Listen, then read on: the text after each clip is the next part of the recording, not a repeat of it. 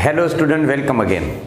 अच्छा बाबा, आज हम जा रहे हैं न्यूक्लियर रिएक्टर पे, क्योंकि न्यूक्लियर फिशन या जो कोई न्यूक्लियर फ्यूजन रिएक्शंस आपके होते हैं इसके जो मेन इस्तेमाल है, मतलब एप्लीकेशन के हिसाब से अगर बात करें तो क्या करें, ठीक है। तो है न्यूक्लियर रिएक्टर। अच्छा, न्यूक्लियर रिएक्टर बुनियादी तौर पे एक प्लांट है या एक अरेंजमेंट है जहाँ पे पता है क्या होता है, न्यूक्लियर एनर्जी को कन्वर्ट किया जाता है in the form of electrical energy. तो बड़ी सादी सी डेफिनेशन है, बड़ा सादा सा कॉन्सेप्ट है। न्यूक्लियर एनर्जी को हम इलेक्ट्रिकल एनर्जी में यहाँ पे कन्वर्ट करते हैं, और इसमें जो रिएक्शन इस्तेमाल किया जाता है इट कैरीज, ये जो रिएक्शन यहाँ पे लेते हैं ना, वो आप सिंपली कह सकते हैं न्यूक्लियर फिशन प्रोसेस। इसमें जो रिएक्शन होता है वो कौन सा बेटा, न्यूक्लियर फिशन। फिशन का मतलब है decomposition of heavy nucleus into smaller, या हम सिंपली कह सकते हैं इनटू द डॉटर न्यूक्लियर, ठीक है। अच्छा, अब ये कन्वर्जन होती कैसे है आपके सिलेबस में नहीं है इतना, पर ये है कि भाई इसके जो मेन अरेंजमेंट या जो मेन सेक्शंस है ना, वो हम डिस्कस कर लेते हैं।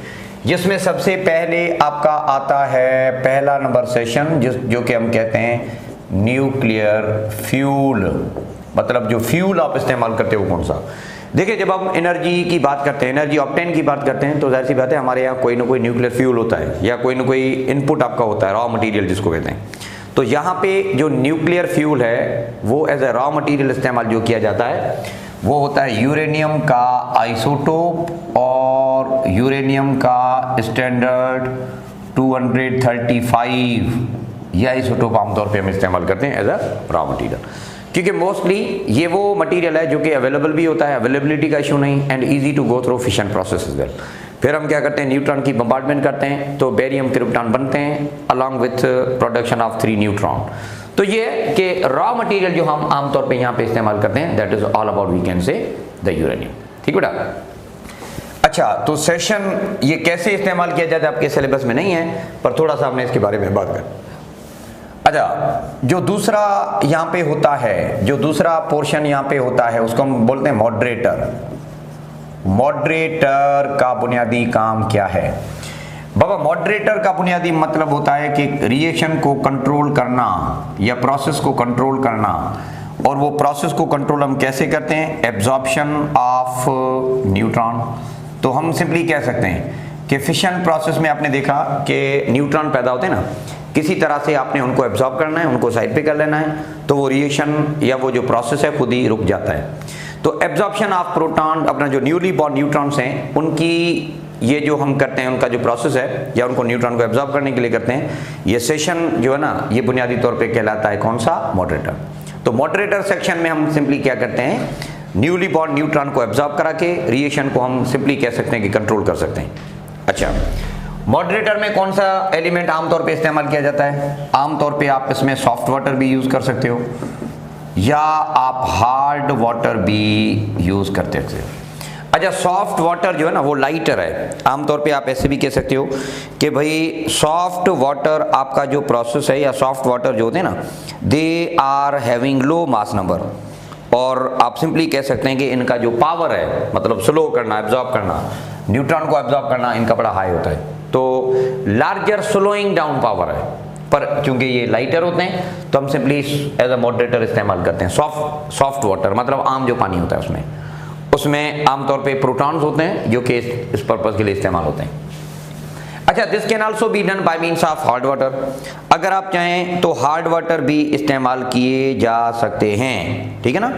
अच्छा, पर यह कि हार्ड वाटर जो है वो आपका रिलेटिवली इसकी कंपैरिजन में थोड़ा बहुत कॉस्टली भी है, तो हम प्रेफर करते हैं कि सॉफ्ट वाटर ही इस्तेमाल हो। चाहें तो हार्ड वाटर से भी कर सकते हैं जिसमें ड्यूट्रॉन आमतौर पे होता है, वो इस्तेमाल किया जाता है to control all this phenomena, ठीक है ना। तो ये एक छोटी सी कहानी है जो कि आप मॉडरेटर सेक्शन के हिसाब से कर सकते हो।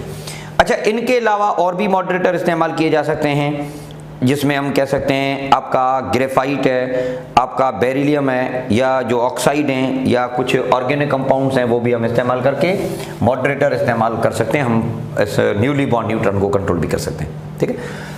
करते कैसे हैं आपके सिलेबस में नहीं है, थोड़ा सा डिस्कशन बुक की रीडिंग की कर लीजिएगा, इसमें आपको सिंपली इस तरह से पता चल जाएगा, ठीक है बेटा। अच्छा, जो तीसरा सेशन है ना उसको हम बोलते हैं कूलेंट। कूलेंट भी आपका एक पोर्शन है। अच्छा, कूलेंट नाम से पता चला है कि ये कूल करता है, मतलब टेम्परेचर कंट्रोल करता है, क्योंकि जब रिएक्शन होता है ना तो बहुत सारी गर्मी पैदा होती है, इस गर्मी को हम एब्जॉर्ब करते हैं। ये मटेरियल कौन से आपके कहलाते हैं? These are actually called as coolant. अच्छा, ये सिर्फ और सिर्फ क्या करते हैं? बुनियादी तौर पे हीट एब्जॉर्ब करते हैं, और हीट एब्जॉर्ब करके क्या करते हैं? लिबरेट कराते हैं बाहर, मतलब सराउंडिंग में सिस्टम से हीट एब्जॉर्ब करते हैं and they liberate to the outer core, या आप सिंपली कह सकते हैं कि सराउंडिंग में, ताकि हमें जो अंदर आपका एटमॉस्फेयर है या ताकि आपका जो कंपार्टमेंट है या जो आपका रूम है वो सही तौर पे मैनेज्ड ही रहे। So this section is actually called as the coolant section. अच्छा, कूलेंट के लिए बुनियादी कुछ कंडीशंस हैं, ठीक है।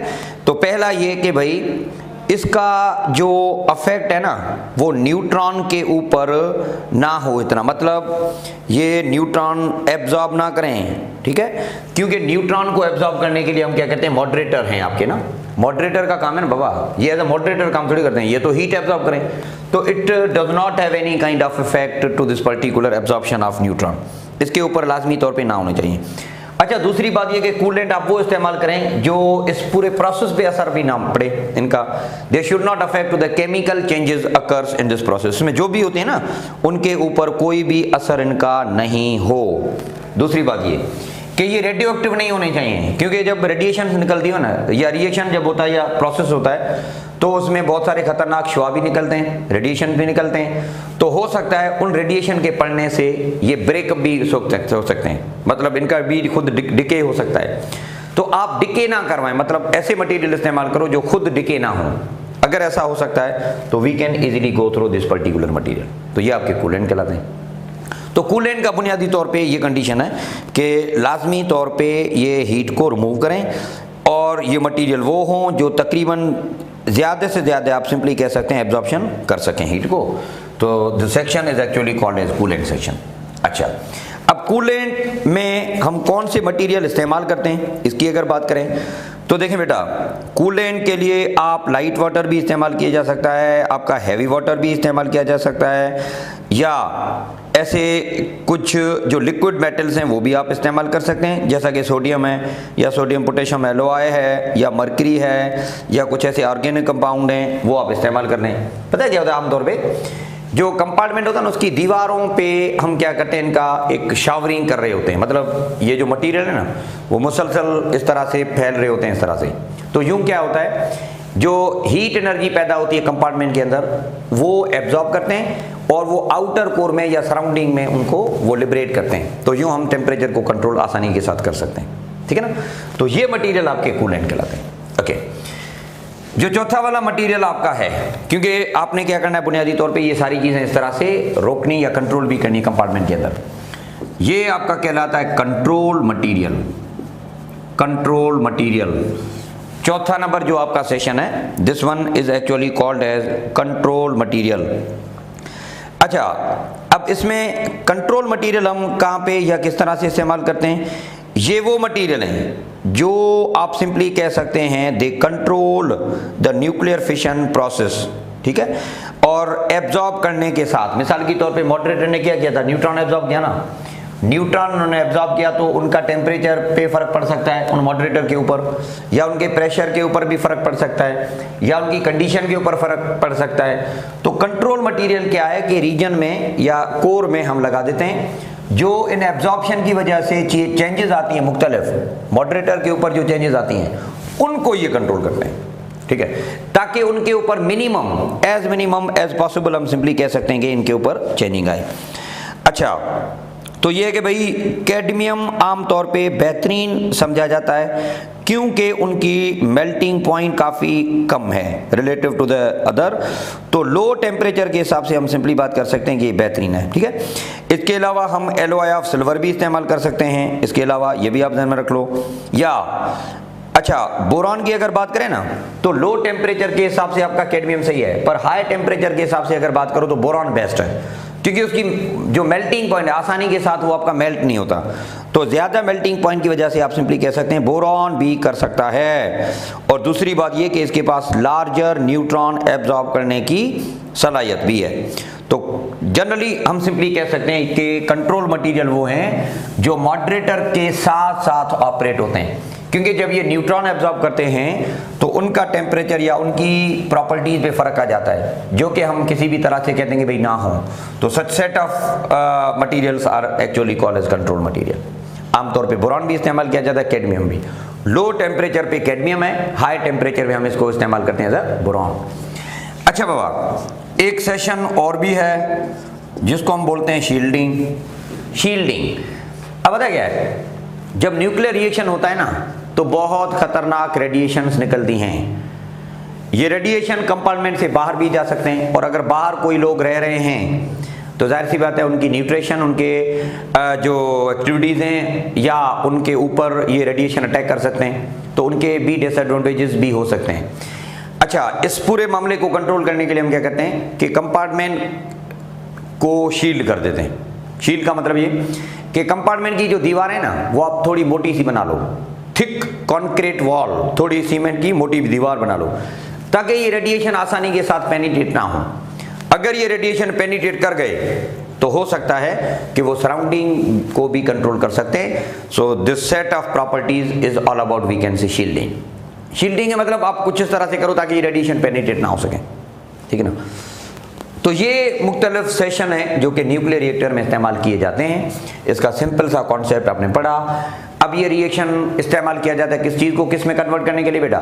न्यूक्लियर एनर्जी को इलेक्ट्रिकल एनर्जी में कन्वर्ट करने के लिए। पर प्रॉब्लम ये है कि इन प्रैक्टिकल आपके यहाँ सिलेबस में इसका कोई डिस्कशन नहीं है कि हम एनर्जी कैसे लेते हैं।